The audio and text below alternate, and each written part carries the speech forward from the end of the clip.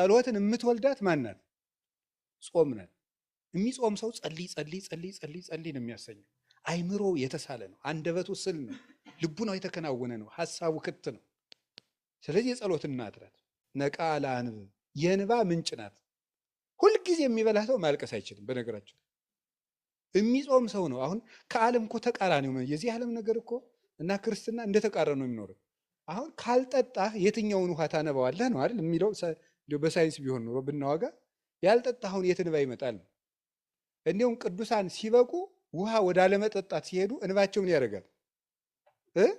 እያጸርው ይይዙ ነው እኮ የሚለው።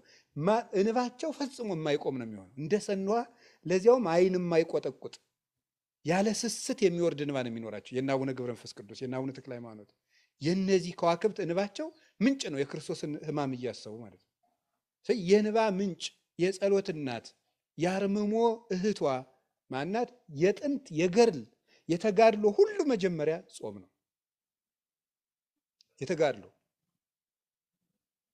ሙሴ 40 ዓመት ህዝብን የመምራትን ገድል የጀመረው ምን በማድረግ ነበር? በመጾም ነው የጀመረው። ክርስቶስ ራሱ መድኃኒታችን ኢየሱስ ክርስቶስ ዓለምን የማስተማር ገድልን የጀመረው